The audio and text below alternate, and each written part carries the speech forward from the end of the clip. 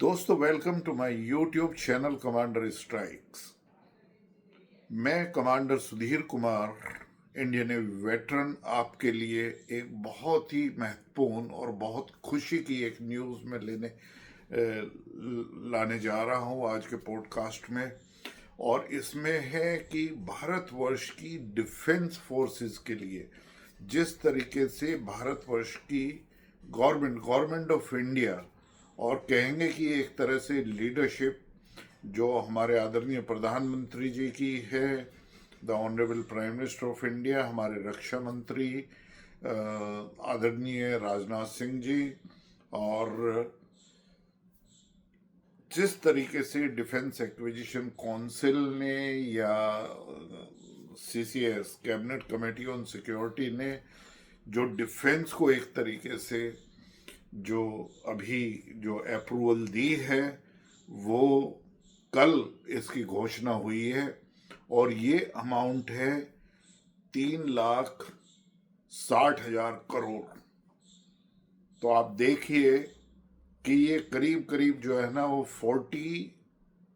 Billion US dollars 40 billion की ये deal है जो होने जा रही है, जिसमें हम डिफेंस एक्विजिशन काउंसिल ने जिसको अप्रूवल दी है। और ये जो पैसा है, इसमें से करीब करीब 3,25,000 करोड़ जो है वो हम खर्च कर रहे हैं राफेल। 114 और राफेल हम फ्रांस से खरीद रहे हैं।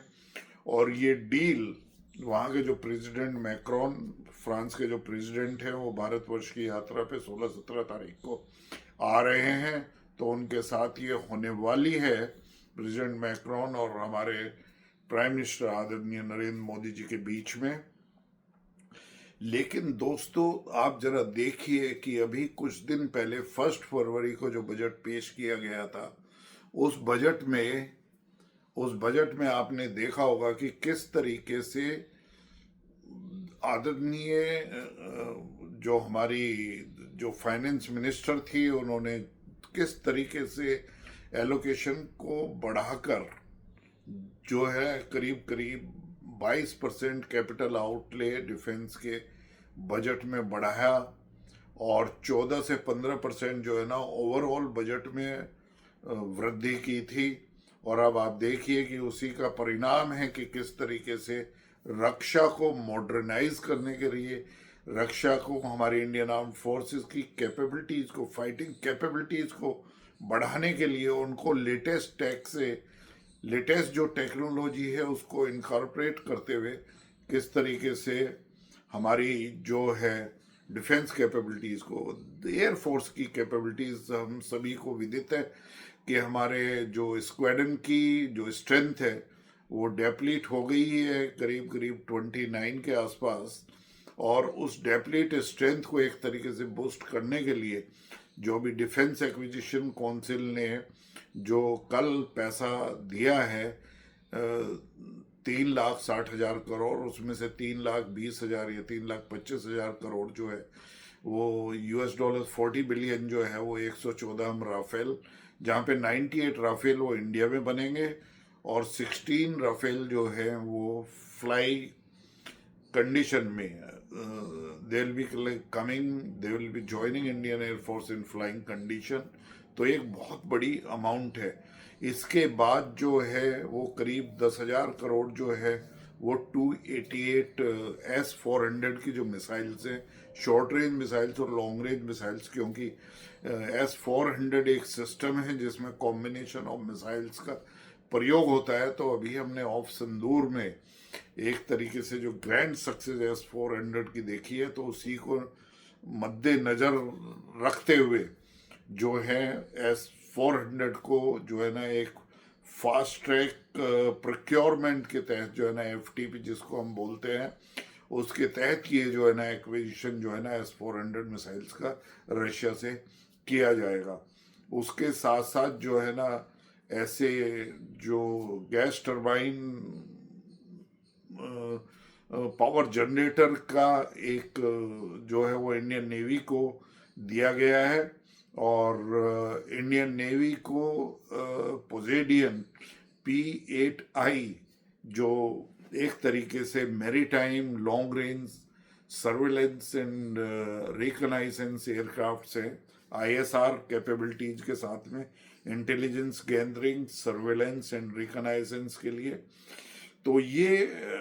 एरोप्लेन जो है ना ऑलरेडी एक तरीके से जो है ना हम यूज कर रहे हैं, और ये अभी जो इंडियन नेवी को दिया गया है। इसके साथ साथ जो है यदि आप देखें तो आर्मी के लिए T-72 टैंक्स को रिपेयर कराने के लिए, T-72 टैंक्स के इंजन्स के लिए, एंटी टैंक मिसाइल्स विभव के लिए, और रिपेयर ऑफ एयरवीज जो आर्मर्ड रिकवरी व्हीकल्स हैं उनकी रिपेयर के लिए ये प्रावधान किए गए हैं। आप सभी को विदित है कि इससे पहले, ये तो अभी फरवरी का महीना है जिसमें डिफेंस एक्विजिशन काउंसिल ने, लेकिन 22 या 23 अक्टूबर 2025 को भी 79,000 करोड़ रुपए जो है वो डिफेंस एक्विजिशन काउंसिल ने अप्रूव किया था। और वो एक तो प्रोक्योरमेंट था anti tank missiles mark 2 army के लिए, और एक लैंडिंग प्लेटफॉर्म्स डॉक्स, जो एक तरीके से लैंडिंग डॉक्स के लिए दिया गया था, और उसमें जिनको LPDG लैंडिंग प्लेटफॉर्म डॉक्स कहा जाता है, और उसके साथ जो है ना नेवल सरफेस गन्स को प्रोक्योरमेंट के लिए दिया था, और उसके साथ साथ जो है ना एक तरीके से एडवांस टॉर्पिडोज जिनको हम ALWT बोलते हैं, एडवांस लाइट वेट टॉर्पिडोज को प्रोक्योरमेंट करने के लिए इंडियन नेवी को दिया था, जिससे उनकी जो है एक तरीके से एंटी सबमरीन वारफेयर की कैपेबिलिटीज को बढ़ाया जा सके, और एक तरीके से एक इंटेलिजेंस गैदरिंग का जो हमारा लैंड बेस्ड मोबाइल एलिंट प्लेटफॉर्म्स हैं आर्मी के लिए उसको दिया गया था, और HMVs जो हैं एक तरीके से जो बहुत ही हाई स्पीड मूविंग व्हीकल्स हैं, जो मटेरियल हैंडलिंग क्रेन्स हैं, उनको जो है ना एक लॉजिस्टिक सप्लाई चेन को सुदृढ़ करने के लिए आर्मी के लिए दिया था। तो ये था 79,000 करोड़ रुपए जो डिफेंस एक्विजिशन काउंसिल ने एक तरीके से अक्टूबर में दिया था, और उससे पहले अगस्त में करीब 67,000 करोड़ रुपए और डिफेंस एक्विजिशन काउंसिल ने दिया था। वो हमारी इंडियन आर्मी की, इंडियन नेवी की और इंडियन एयरफोर्स की कैपेबिलिटीज़ को बढ़ाने के लिए, और इन सभी कैपेबिलिटीज़ को एक तरीके से बढ़ाने के लिए यदि हम देखें तो ये पूरा जो पैसा अभी तक है, यदि हम इसको जोड़ें तो ये करीब करीब बैठता है $62 बिलियन। तो आप कह सकते हैं कि एशिया में वैसे तो चाइना का जो डिफेंस बजट है, एनुअल बजट, वो करीब 260 से 300 बिलियन US का है, लेकिन उसके बाद में यदि पूरे विश्व में US और चाइना के बाद में देखें तो शायद हमारा ही तीसरे नंबर पे सबसे बड़ा डिफेंस बजट है। तो इन सभी चीज़ों को देखते हुए मेरा कहना था कि जो मैंने अपनी बुक में भी लिखा है कि डिफेंस की जो कैपेबिलिटीज़ हैं उनको पिछले 11 सालों में करीब करीब जो हमारी फाइटिंग कैपेबिलिटीज़ को उनको डबल कर दिया गया है, और आगे 2034-2035 तक फिर से एक बार डिफेंस की कैपेबिलिटीज़ को जो है वो बढ़ा दिया जाएगा, फिर डबल कर दिया जाएगा। तो आप देखेंगे कि 2014 के बाद में आदरणीय प्रधानमंत्री नरेंद्र मोदी जी की लीडरशिप में और उनकी टीम, काउंसिल ऑफ मिनिस्टर, वो सभी ने, और जो डिफेंस मिनिस्टर हुए हैं वो मनोहर पारिकर जी से लेके निर्मला सीतारमन, और निर्मला सीतारमन के बाद में आदरणीय राजनाथ सिंह जी, इन सभी ने किस तरीके से डिफेंस फोर्सेस को सुदृढ़ किया है। भारत में जो डिफेंस फोर्सेस के लिए वो OROP, 1 रैंक 1 पेंशन का आया, और अब फिर 8 पे कमीशन का जो है वो चयन भी गठन हो चुका है, उससे भी हमारे डिफेंस फोर्सेस के जो हमारे सर्विंग पर्सनल हैं और रिटायर्ड पर्सनल है, उनको काफ़ी जो है ना पे पर्क्स और सभी सुविधाओं का ध्यान रखा जा रहा है। तो भारतवर्ष सिर्फ आर्म्ड फोर्सेस को एक तरीके से मॉडर्नाइज ही नहीं कर रहा है,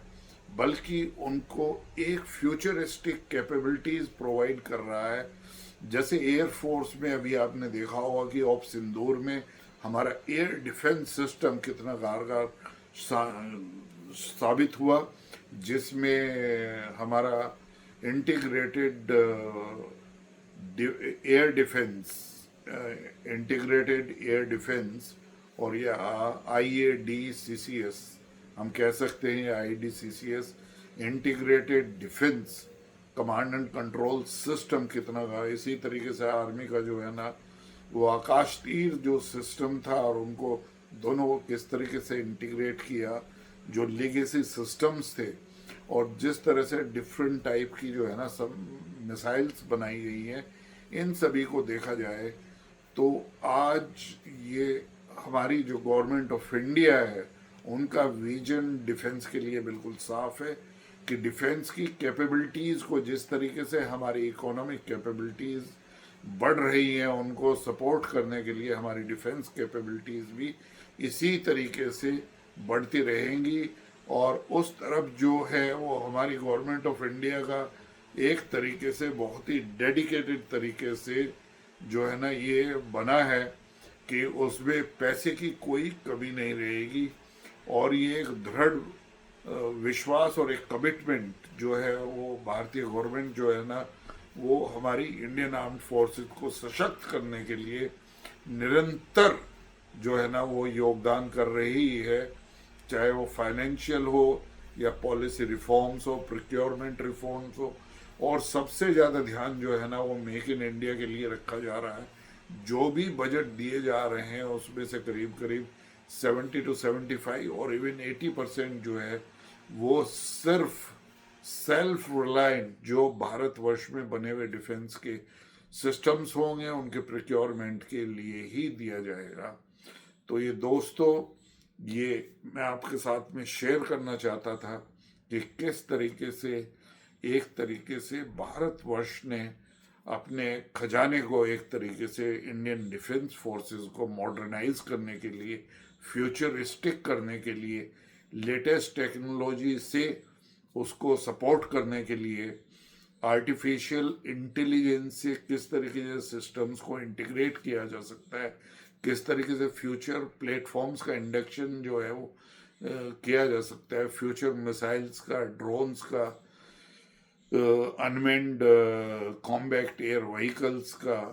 जो हमारे 5th जनरेशन फाइटर एयरक्राफ्ट है उनका, या जो अंडर वाटर लॉन्च्ड एक तरीके से under water launched unmanned vehicles है उनको लॉन्च करने के लिए कहीं पे भी कोई भी कमी, इंजन को, कावेरी इंजन को फर्दर डेवलपमेंट करने के लिए, उसके डेरिवेटिव्स इंजन का डेवलपमेंट करने के लिए भारतवर्ष ने पैसे की कोई भी किसी भी में संकोच नहीं कर रही है और वो टाइमली भी उसको दिया जा रहा है। तो मेरा मानना यही है कि अब कोई भी डिफेंस से रिलेटेड प्रोजेक्ट, चाहे वो DRD हो या प्राइवेट के साथ हो या पब्लिक प्राइवेट पार्टनरशिप में हो या कोलैबोरेशन मैन्युफैक्चरिंग में हो या किसी और दूसरे देश से प्रोक्योरमेंट हो, उसमें डिले बिल्कुल नहीं होना चाहिए। हमारे जो यूजर्स हैं उनका एक तरीके से प्रोक्योरमेंट के ऊपर जो है ना एक तरह से निगाह रहनी चाहिए और वो इसको देखते रहें कि किसी भी तरह का अब डिले ना हो, जिससे जो एलोकेशन ऑफ मनी है जो हम लोग खर्च कर रहे हैं उससे जो प्रोक्योरमेंट जिसके लिए खर्च कर रहे हैं वो टाइम से आना चाहिए, जिससे हमारी कैपेबिलिटीज़ के ऊपर कोई फ़र्क ना पड़े, डिफेंस फोर्सेस की नीड की में कोई भी डिले ना हो और एक बहुत ही क्वालिटी ओरिएंटेड सिस्टम्स जो हम खरीद रहे हैं वो टाइम में आए, जिससे कोई भी कॉस्ट एस्केलेशन ना हो। तो दोस्तों, ये वीडियो मैंने इसलिए बनाया है कि आप सभी एक जो है ना एक खुशी का इजहार कर सके,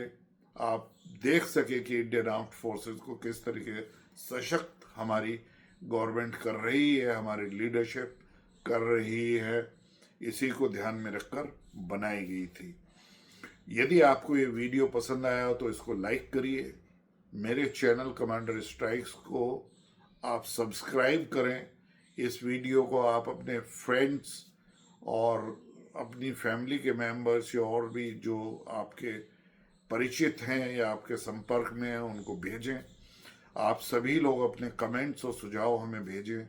और आपसे अनुरोध है कि चैनल को ज़रूर सब्सक्राइब करें और वीडियो को लाइक करें, क्योंकि इससे ही हमारा मनोबल बढ़ता है